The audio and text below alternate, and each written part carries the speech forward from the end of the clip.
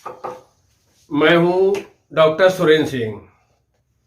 दोस्तों, आज की चर्चा का विषय है राजा महेंद्र प्रताप।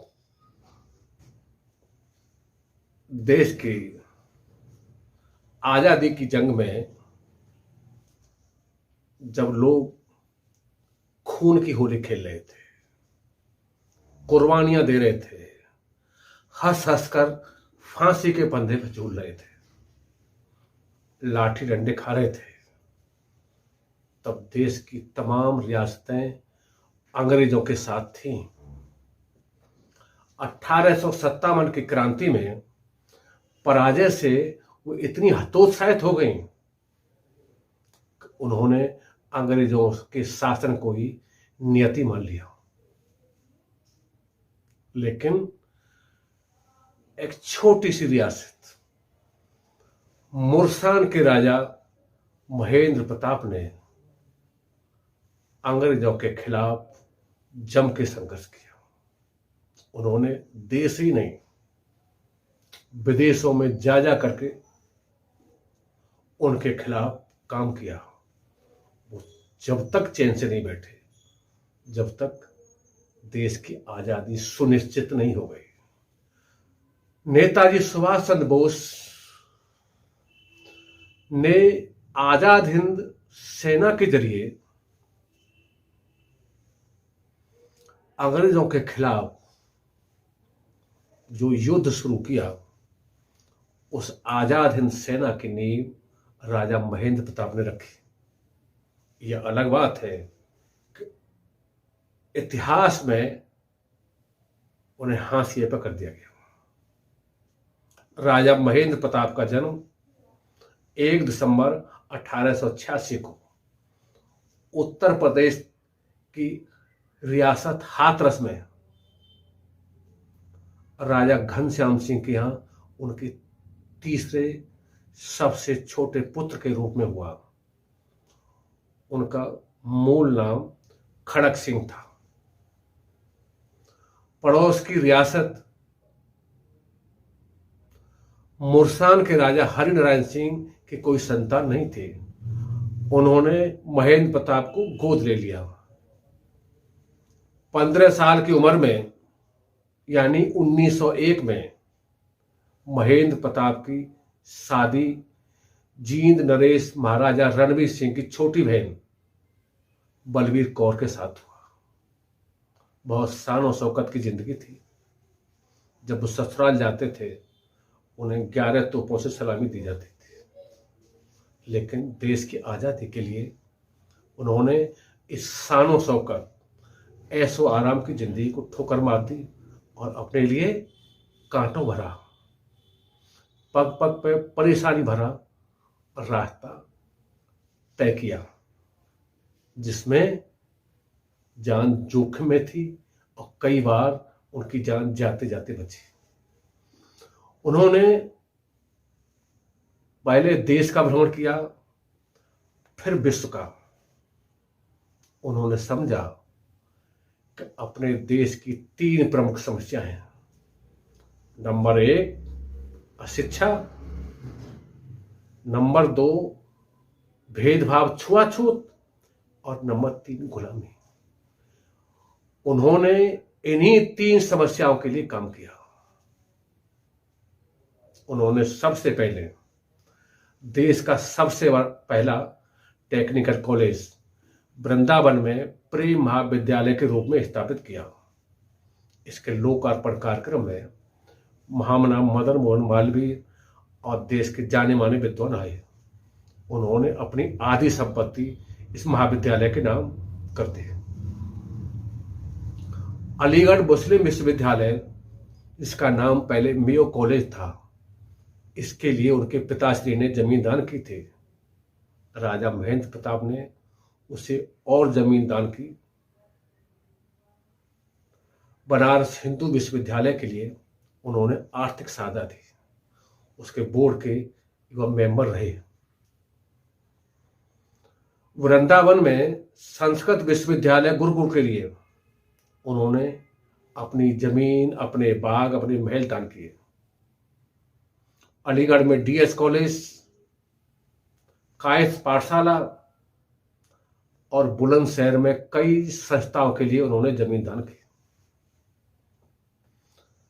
अछूतोद्धार के कार्य में गांधी जी पूना पैक्ट 1932 के बाद जुटे। राजा महेंद्र प्रताप के साथ ऐसी कोई बाध्यता नहीं थी, उनके साथ किसी का कोई पैक्ट नहीं था।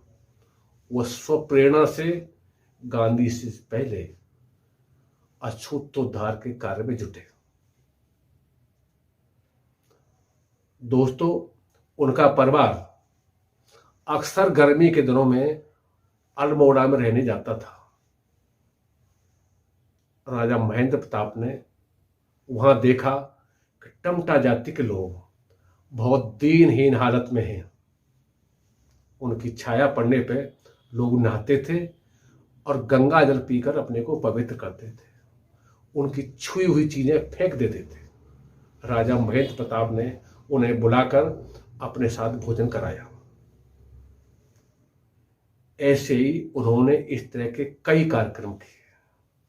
1912 में आगरा में सेंट जॉन्स कॉलेज के पास जाट बोर्डिंग हाउस में उन्होंने हरिजनों के साथ सामूहिक भोज में हिस्सा लिया।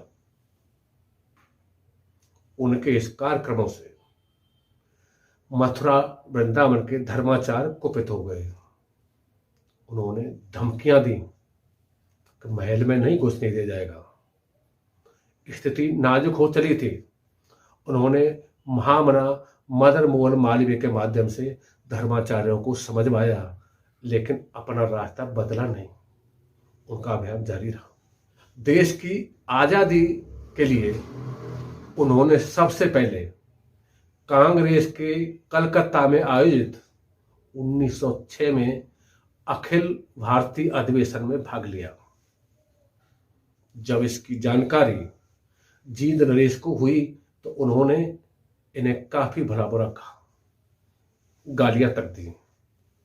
लेकिन राजा साहब दूसरे ही मिट्टी के बने थे, वो नहीं माने। 1910 में जब कांग्रेस का राष्ट्रीय अधिवेशन इलाहाबाद में हुआ तो वो उसमें भी शरीक हुए। उसकी स्वागत समिति के सदस्य बने। उन्होंने अधिवेशन में राष्ट्रीय शिक्षा परिषद से संबंधित प्रस्ताव रखना चाहा। अनुमति नहीं मिली तो उन्होंने अलग से 500 रुपए में सामियाना किराए पर लेकर कार्यक्रम कराया। पहले दिन इस कार्यक्रम की अध्यक्षता झालावाड़ के नरेश भवानी सिंह ने की और दूसरे दिन काला काकर के नरेश रामपाल सिंह ने। उनका यह कार्यक्रम भी सुर्खियों में रहा। प्रथम विश्व युद्ध छिड़ जाने पर राजा महेंद्र प्रताप उसे करीब से देखने गए। उन्होंने स्थिति का अध्ययन किया, फिर इस युद्ध को अवसर में बदलने का प्रयास किया। उन्होंने 1 दिसंबर 1915 को अफगानिस्तान में आजाद हिंद सरकार का गठन किया। यह कार्यक्रम काबुल के ऐतिहासिक स्थल बाग-ए बाबर में हुआ।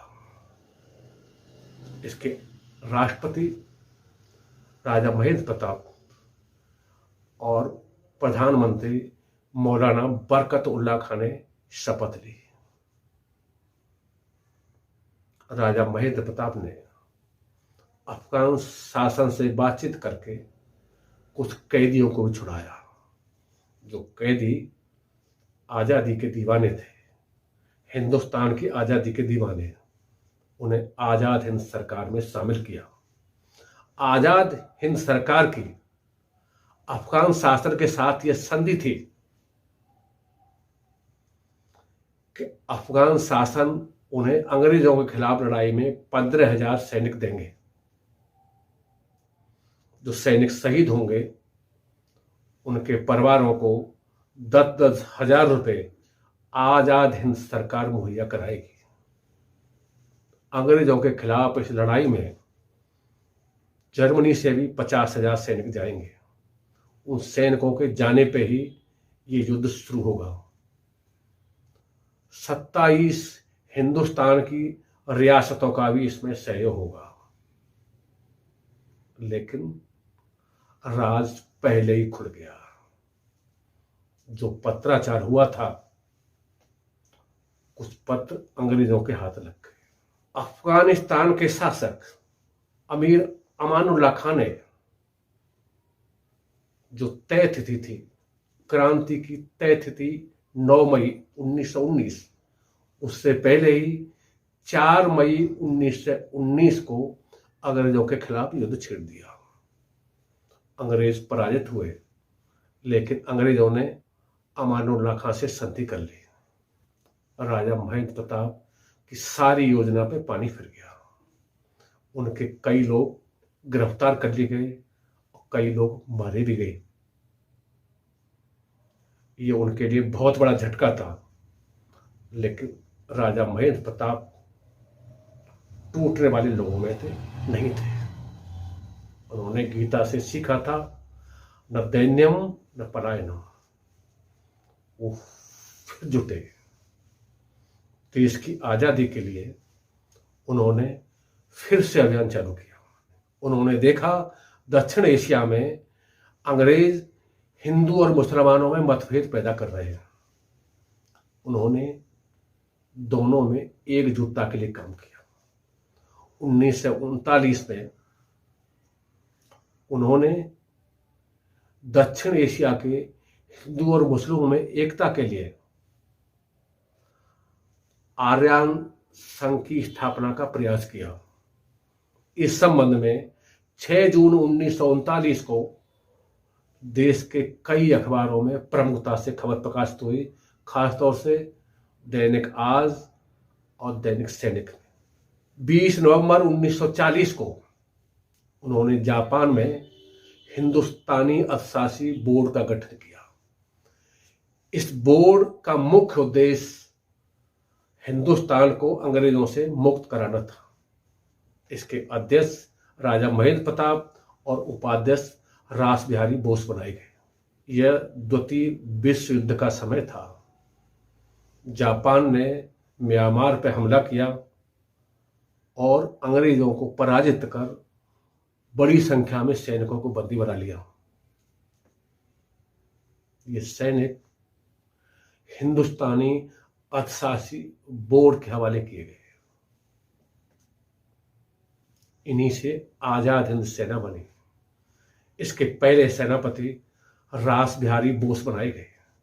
बताते हैं, जापान सरकार का भरोसा राजा महेंद्र प्रताप के साथ नहीं था।